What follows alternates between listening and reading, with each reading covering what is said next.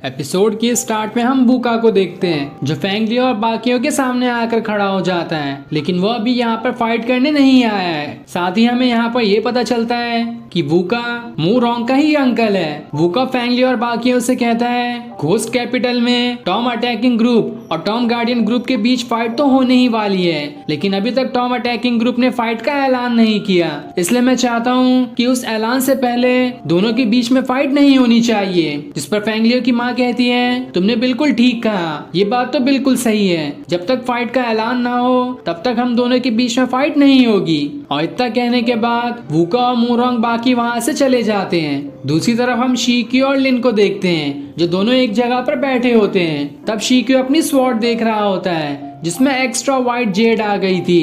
ये देखकर वो हैरान हो जाता है कि आखिर ये कैसे हो गया। तब उसे वो चीज याद आने लगती है जब उसकी स्वॉर्ड उस क्रोकोडाइल के अंदर घुस गई थी। वो लिन से कहता है तुम्हें क्या लगता है कि वो क्रोकोडाइल कौन था? मुझे तो लग रहा है कि उसी की वजह से मेरी स्वॉर्ड की पावर्स बढ़ गई है। लेकिन लिन कहती है मुझे नहीं मालूम कि वो कौन था और मैं नहीं चाहती कि मैं दोबारा उसके बारे में सोचूं, क्योंकि उस टाइम तो हम मरते मरते ही बचे थे। तभी उन्हें ऐसा लगता है कि आसपास कोई है, इसलिए वो दोनों चौकन्ने हो जाते हैं। तभी उनके थोड़ी सी दूर मू रोंग और ज़ीकिंग आते हैं जहां दोनों आपस में बातें कर रहे थे, इसलिए शिक्यू और लिन उनकी बातें सुनने लगते हैं। वहीं ज़ीकिंग मू रोंग से कहता है आप वूका से क्यों डर गए? जिस पर मू रोंग उससे कहता है वो मेरे अंकल है, साथ ही उनके पास टूम रून भी है, इसलिए मुझे उनकी बात माननी ही पड़ेगी। फादर ने कहा था कि इस बार होने वाली फाइट में घोस्ट कैपिटल को वूका ही लीड करेंगे, इसलिए मैं उन्हें कुछ नहीं कह सकता। लेकिन ज़ीकिंग उससे कहता है ऐसा तो नहीं हो सकता, बैटल को तो आपको ही लीड करना चाहिए।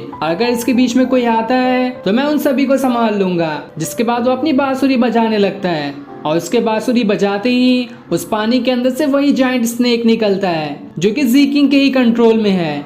वो उस स्नेक को थोड़ी देर प्यार करता है, जिसके बाद वो स्नेक दोबारा से पानी के अंदर चले जाता है। ये देखकर मू रोंग ज़ीकिंग से कहता है अब तो मजा आ गया, तुम्हारा जायंट स्नेक तो बहुत ही ज्यादा ताकतवर है, अब तो मुझे कोई नहीं रोक सकता। ज़ीकिंग मू रोंग से कहता है मैंने सुना है कि फेंगलियो ने अपनी माँ को बचा लिया है, लेकिन उसके उन्हें बचाने के बावजूद भी घोस्ट कैपिटल के लोगों ने कोई हरकत नहीं की। मुझे तो उनका जरूर कुछ बड़ा प्लान लग रहा है। इस पर मू रोंग कहता है तुम फू चेन को नहीं समझ सकते, वो अंदर ही अंदर बहुत बड़े बड़े प्लान बनाता है, इसलिए हमें तैयार रहना होगा। और इतना कहने के बाद वो दोनों वहाँ से चले जाते हैं। वहीं उनकी बातें सुनकर लिन शिक्यू से कहती है ये तो बहुत अच्छी बात है, फेंगलियो और हान ने मिलकर फेंगलियो की माँ को बचा लिया। जिसके बाद वो दोनों भी फेंगलियो और हान से मिलने के लिए जाने लगते हैं। दूसरी तरफ हम फेंगलियो और बाकियों को देखते हैं जो सभी ब्लॉसम गार्डन के पास होते हैं। फेंगलियो हान से कहता है मैं आसपास के इलाके की छानबीन करने जा रहा हूँ और जब तक मैं वापस ना आऊँ तब तक इस गार्डन का गेट मत खोलना, मैं नहीं चाहता कि यहाँ पे कुछ गड़बड़ हो जाए।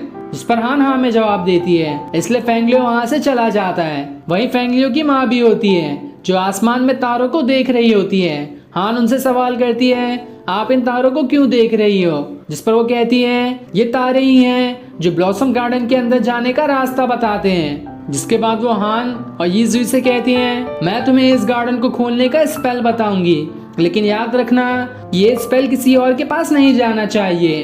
वहीं हम दूर खड़े एक आदमी को देखते हैं जो जमीन के अंदर छुपकर उनकी बातें सुन रहा था। दूसरी तरफ हम मू रोंग को देखते हैं जो काइकी के पास आता है। काइकी उससे कहता है आगे तुम यहाँ पर क्या करने के लिए आए हो? जिस पर मू रोंग उससे कहता है मैं तो बस यहाँ ये देखने आया हूँ कि तुम्हें ब्लॉसम गार्डन के अंदर जाने का रास्ता कैसे मिलता है, साथ ही तुम मेरा विश्वास कर सकते हो, मैं यहाँ पर कुछ गड़बड़ नहीं करूँगा। जिस पर काइकी कहता है तो ठीक है, कुछ गड़बड़ करने की कोशिश मत करना। लेकिन तभी मू रोंग को ऐसा लगता है कि आसपास शिक्यू है, इसलिए वो अपनी स्वॉर्ड निकाल कर तैयार हो जाता है और जैसे ही वहाँ शिक्यू आता है वो उससे लड़ने लगता है, जहाँ दोनों के बीच काफी जबरदस्त फाइट शुरू हो जाती है। दोनों अपनी स्वॉर्ड की मदद से एक दूसरे से लड़ रहे होते हैं जो फाइट देखने में काफी जबरदस्त होती है। एक अटैक शिक्यू करता तो दूसरा मू रोंग, और ऐसे ही इन दोनों की फाइट चल रही होती है। तब इस फाइट का फायदा उठाते हुए काइकी शिक्यू के ऊपर अटैक करने के लिए जाने लगता है, पर जैसे ही वो उस पर अटैक करता इससे पहले ही वहाँ पर फेंगलियो आ जाता है जो अपने वेपन की मदद से काइकी के ऊपर अटैक कर देता है। जिसके बाद काइकी और फेंगलियो के बीच जबरदस्त फाइट शुरू हो जाती है। इधर लिन सारे सिपाहियों के ऊपर अल्कोहल गिरा देती है